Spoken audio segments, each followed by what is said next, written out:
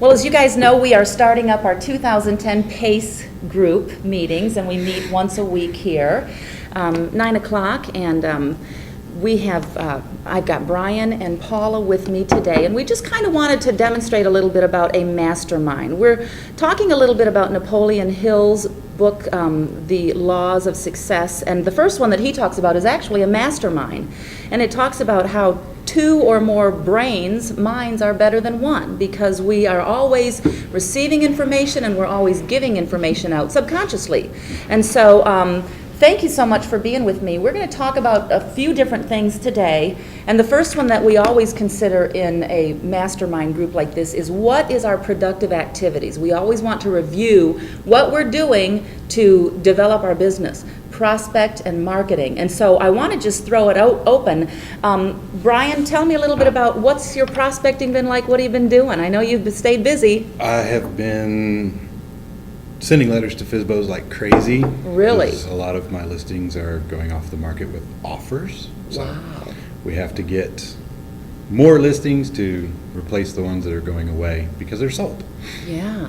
And we were just talking a little bit ago, and you were saying that it's just crazy out there right now. It is. Yeah. I don't know if it's pent up buyer demand, a rush to get it under the tax credit, a little bit of both.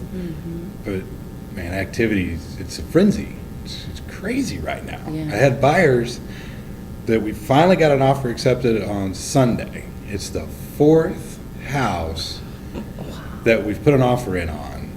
One we lost after inspections.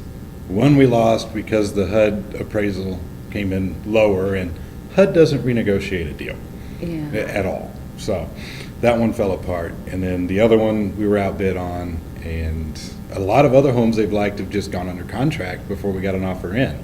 And these guys pull the trigger when we're in the house. So it's active when we show it. By the time I get home, it's in backup or pending. Oh my goodness. So we finally got one. They paid $4,000 over asking price to ensure that they were chosen, because they got another offer was submitted before she had a chance to present our offer to the seller.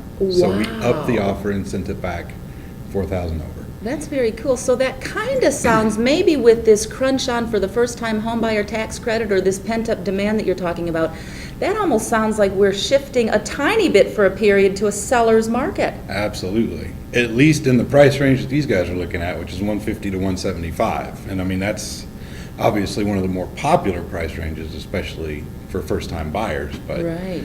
yeah, it's been insane. So wow. Well, good. Oh yeah. A good activity. Well, good. We're proud of you too. Yes. You do an excellent job. And all of my listings are in the 200, between 200 and 300, and they're all getting a lot of showings and offers. And so I mean, it's not just the low-end homes. Good. And so therefore you're prospecting by going out and finding more listings. I know that you really enjoy listings. Yes. And that's what you're doing with FSBOs and Yes. FSBOs. Good for you. Good for I you. used to do expireds as well, but I've realized that so many agents don't know that their listing is expiring, and so it'll expire in the MLS, and then 1 or 2 days later it's back active because they just forgot to, change the expiration date on it. So I felt like I was wasting a lot of, time, effort, and postage sending expired stuff. Okay. So I stick with FSBOs. Good.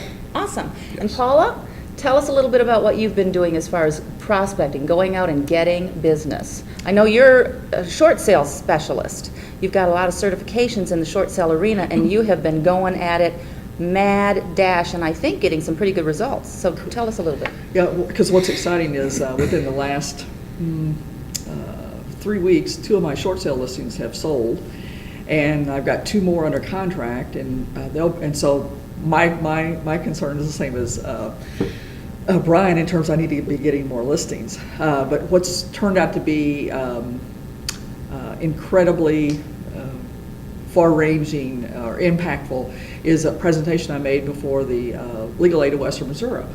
I've since been contacted by the Federal Reserve Bank of Kansas City to make a presentation before them, and then somebody that's connected to one of the nonprofit housing counseling agencies that I know from years ago is now somebody with U.S. Bank, And he referred me to people within U.S. Bank, and I'm going to be, I was told by the person who's in charge of all their salespeople last week that everything's a go as far as my coming to make a presentation before all their loan officers. Very and I'm good. going to be getting back with this person who's in charge of sales tomorrow after he meets with his people today.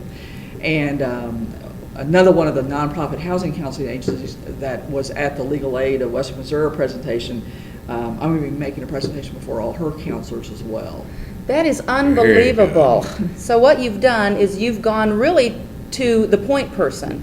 You have sought out in your prospecting, you know how Rick DeLuca says that for every person that's standing in front of you, there's 185 right behind them. And what you've done is you've been very strategic in prospecting to decision makers and to people of influence that are also attached to others that can put you in front of more people. And the reason why I'm so interested in the nonprofit housing counselors, even though they're giving out all kinds of misinformation, is, and it's because of a conversation I had about 10 days ago with somebody. He said, they're the people that are in the living rooms of an evening, and they're trying to help these people, and then they come to you, and you've got to undo all of the misinformation. But it's these housing counselors, these loan officers, every day they talk to people on the telephone, and they can say, well, you can't be refinanced, but I know, and I can't help you, but I do know somebody that can help you. And so I've just multiplied myself exponentially by, if I can just get to the housing counselors and the loan officers and teach them to listen to what people are saying, and then to dispel the major 5 myths about short sales and what people can and cannot do in this situation, Right. Then I've multiplied myself who knows how many hundreds of times if I can just get to those people to say, no, that's not true. No, this can happen in a short sale situation, or your house can be sold in bankruptcy, or, you know, whatever.